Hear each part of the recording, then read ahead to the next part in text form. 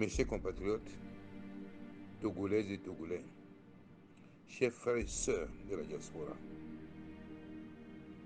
je voulais vous remercier très sincèrement pour le soutien multiforme que vous ne cessez de nous apporter depuis le 22 février 2020, jour où massivement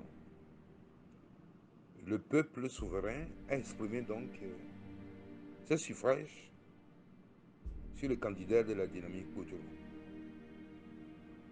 Le chemin de quoi qui est en soi un chemin d'espoir. Que nous vivons a commencé ce jour-là, le 22 février. Je voulais rassurer les uns et les autres que je suis debout. Je sais que c'est difficile, mais je suis debout. Ce que je subis, moi, la dynamique Kojoro et mes proches, fera l'objet d'une histoire que nous raconterons demain. Mais pour l'heure, je voulais attirer l'attention de tout le monde sur le fait que la levée de mon immunité parlementaire est viciée dans ces procédures, est viciée dans la manière dont la commission spéciale était composée. Mes avocats ont relevé ces irrégularités. Nous avons donc assigné l'institution parlementaire en justice à comparaître le 28.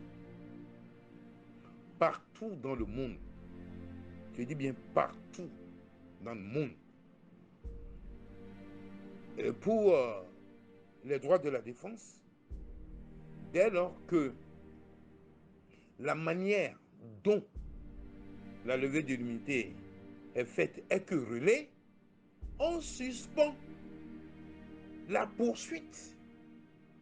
Et ce n'est qu'après que ce préalable, qui est en instance judiciaire et qui sera donc, je dirais, jugé le 28 avril, ce n'est qu'après cette date-là. Et en fonction du verdict, on peut décider si oui ou non on continue la poursuite. Mais on ne peut pas balayer du revers de main, en tout cas ce recours qui a été introduit. C'est ça qui m'étonne. Mais ce que je vis ici, là, je ne comprends pas. Le jeudi 9 avril, un jeudi saint en plus, vous imaginez l'armada qu'on a déplacé, les éléments au sol, hein, les moyens donc, aériens qui ont été déployés. Dieu ait pitié de nous. Ait pitié de nous.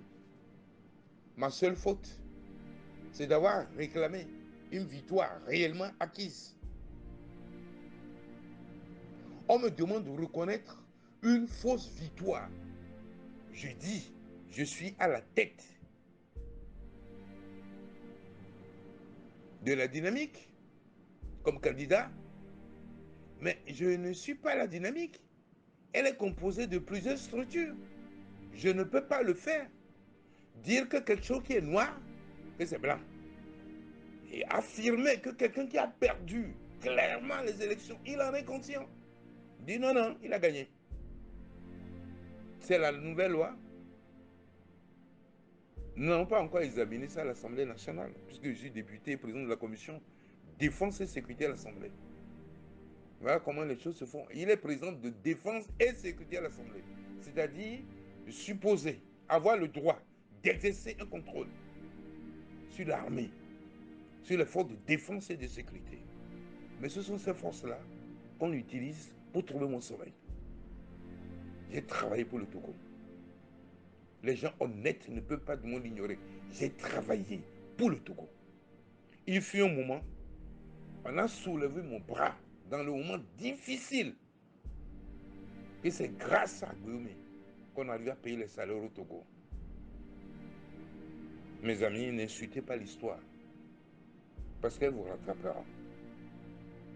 Je voulais dire au peuple d'être confiant. Je voulais dire au peuple du moins que l'alternance, c'est Dieu qui l'a décrété. Elle va rentrer. Et inéluctablement, de toute façon, dans les faits. J'en suis sûr.